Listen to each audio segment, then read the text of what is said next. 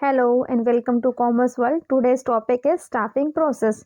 अब देखिए ये बंदा है, क्या सोच रहा होगा? ये सोच रहा होगा आई थिंक कि हमारे बिजनेस में कितने मैन पावर के रिक्वायरमेंट है और मैन पावर के रिक्वायरमेंट को हम किस तरह से रिक्रूटमेंट करके कंप्लीट कर सकते हैं और सिलेक्शन किस तरह से हम करेंगे, क्या क्या हमारे बेसिस रहेंगे सिलेक्शन करने के बाद जो पर्सन हमारी कंपनी में आएंगे उनको हम किस तरह से ओरिएंटेशन देंगे, प्लेसमेंट उनका कैसे करेंगे, ट्रेनिंग एंड डेवलपमेंट की अगर उनको नीड है तो वो नीड तो हम उसको कैसे देंगे।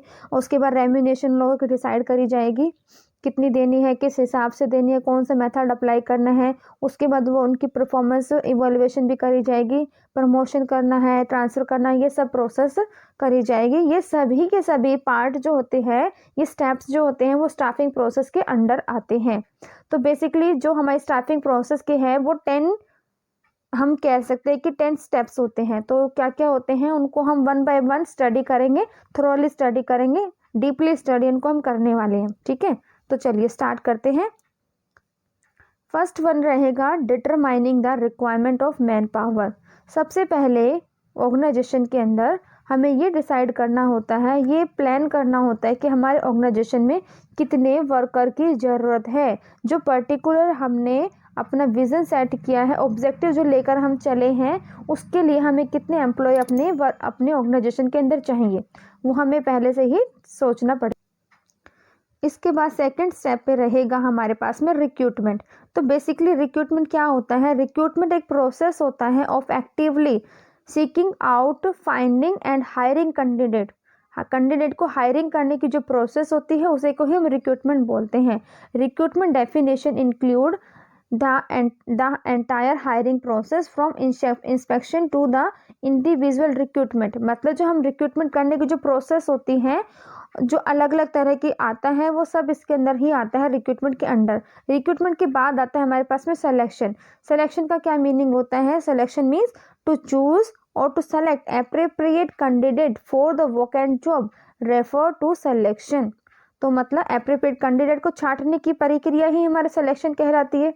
ठीक है, लाइक हमारे पास में कई सारे बंदों ने हमारे पास में एप्लीकेशन डाली, ये जो एप्लीकेशन डालने की जो प्रोसेस होती है उसको हम रिक्रूटमेंट बोलते हैं। और जब इस रिक्रूटमेंट में से, इन सभी में से कोई एक पर्सन को जब हम पिकअप करते हैं तो इसी प्रोसेस को हम बोलते हैं सिलेक्शन। ठीक है, अंडरस्टैंड। नेक्स्ट हमारा होता है प्लेसमेंट। जब हम सिलेक्शन कर चुके हैं उसके बाद हम करेंगे orientation and placement. Placement means होता है refers to occupying post by the candidate for which he is selected. मतलब जो आपने कैंडिडेट को सेलेक्ट किया है उसको उसका प्लेस दिखाया जाएगा। कौन सा प्लेस दिखाया जाएगा? वर्किंग प्लेस, जहाँ पर वो रहकर अपना काम कर पाएगा। ठीक है। एंड ओरिएंटेशन क्या होता है? ओरिएंटेशन मीन्स जब एम्प्लॉय फर्स्ट टाइम ऑर्गेनाइजेशन के अंदर एंटर करता है उसको बताया जाता है कि तुम्हें फर्म के अंदर क्या क्या काम करना है, कौन कौन से एम्प्लॉय तुम्हारे साथ में काम करेंगे, वगैरह वगैरह, जो जितनी भी चीज़ें, मतलब एक तरह से उसको फर्म के अकॉर्डिंग या फर्म के अंदर अंदर अंदर आने के बाद उसको उसके फेमिलराइज कराया जाता है, उसको बताया जाता है, उसको सब कुछ समझाया जाता है। बेसिकली ओरिएंटेशन के अंदर ये सब चीज़ें होते हैं। ठीक है। नेक्स्ट रहता है रिटेंशन। जब एम्प्लॉय को कंपनी के अंदर ओरिएंटेशन वगैरह दे दिया, प्लेसमेंट दे दिया, उसके बाद सबसे जो हार्ड वाला काम होता है वो रहता है रिटेन करना, बिजनेस के अंदर रिटेन उनको करवाना।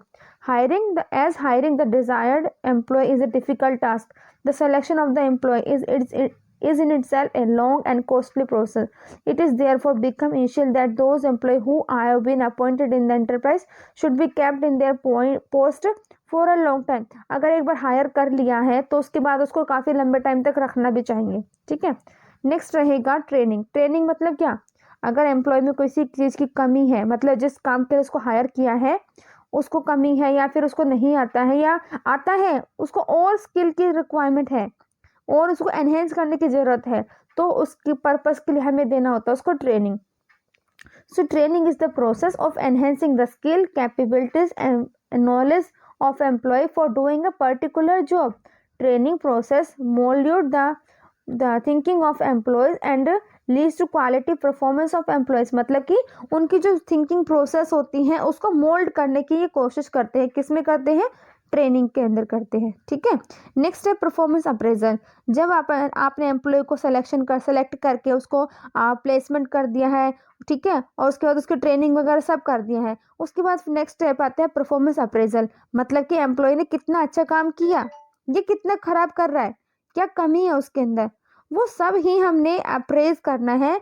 मतलब कि इवैल्यूएशन करने एक तरीके से हम करेंगे तो ठीक है। तो regular review of employee job performance and overall contribution to firm और कंपनी, मतलब कितना उसने कंट्रीब्यूट किया है, इस सब को ही देखना कहलाता है हमारा परफॉर्मेंस अप्रेजल।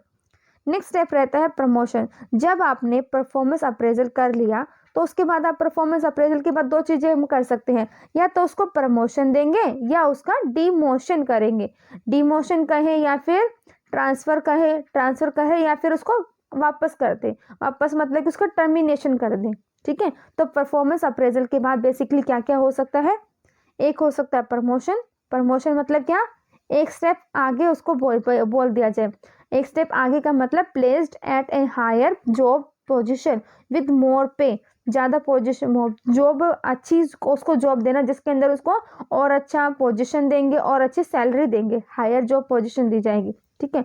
प्रमोशन के बाद ट्रांसफ़र कर दें। अगर उसका परफॉर्मेंस अप्रेजल में कुछ नेगेटिव पॉइंट दिखते हैं तो एम्प्लॉय का हम ट्रांसफ़र कर देंगे। ट्रांसफ़र मतलब कि आज यहाँ पे वो काम कर रहा है, उसको कहीं और जाके भेज दिया जाए तो उसको ट्रांसफ़र बोलेंगे। ट्रांसफ़र के अंदर क्या रहता है, basically same kind of post रहती है और सैलरी भी लगभग सेम होती है। इट मीन्स कि सिटी में अलग सिटी में ट्रांसफ़र कर दिया, या फिर एक ऑर्गेनाइजेशन के कई कई अलग अलग तरह के ब्रांचेस है, एक ही सिटी के अंदर ब्रांचेस है, तो वहाँ पे ट्रांसफ़र कर दिया उसका, ठीक है। नेक्स्ट रहेगा सेपरेशन। अगर परफॉर्मेंस अप्रेजल के अंदर कोई भी नेगेटिव पॉइंट आता है या फिर लगता है कि एम्प्लॉय हमारी कंपनी में तो सेटअप बैठ ही नहीं रहा है, ये सही से काम कर ही नहीं रहा है, तो उसको हम सेपरेशन कर देते हैं। कैसे, to the end of employees working relationship with the company. Company के अंदर जो उसका वर्किंग रिलेशनशिप था उसको ही खत्म करवा सकते हैं हम सेपरेशन के अंदर। तो आज की इस वीडियो में हमने क्या क्या सीखा, मैं जैसा कि अभी तक हमने स्टाफिंग की प्रोसेस के बारे में जाना है, अब हम एनसीईआरटी की बुक से भी इसको देखेंगे। उसमें किस तरह से इसको एक्सप्लेन किया है। उसमें फर्स्ट पॉइंट दे रखा है estimating the man power requirement, वही सेम कि मैन पावर कितना है उसको एस्टिमेट करना है। नेक्स्ट पॉइंट है अपने पास में रिक्रूटमेंट। सेम रिक्रूटमेंट में be defined as the process of searching the prospective employees and stimulate them for applying the job in the organisation. मतलब रिक्रूटमेंट में क्या करते हैं, रिक्रूटमेंट बेसिकली हम उनको एनकरेज करते हैं कि मैक्सिमम नंबर ऑफ एम्प्लॉयज हमारी कंपनी में अप्लाई करें, ताकि हम अच्छे से अच्छा एम्प्लॉय अपने लिए सेलेक्ट कर पाएँ, ठीक है। नेक्स्ट रहेगा हमारे पास में रिक्रूटमेंट के बाद में सिलेक्शन। जितने भी रिक्रूटमेंट की प्रोसेस आई है, रिक्रूटमेंट के जो हमारे पास में कैंडिडेट अप्लाई किया है जिन लोगों ने, उनमें से बेस्ट को हमने सेलेक्ट करना होगा। सिलेक्शन करने के बाद हम प्लेसमेंट करते हैं एंड ओरिएंटेशन करते हैं कि जो जिनने हमें हमारी कंपनी में के अंदर अप्लाई किया है और जिनका सिलेक्शन किया है उनको अच्छे से उनका प्लेस दिखाया जाए कि वो वहाँ कहाँ बैठकर प्लेस अपना वर्क करेंगे। नेक्स्ट रहेगा ट्रेनिंग एंड डेवलपमेंट। जिसको जितनी ट्रेनिंग की ज़रूरत है, डेवलपमेंट की ज़रूरत है, उसको वो दी जाए।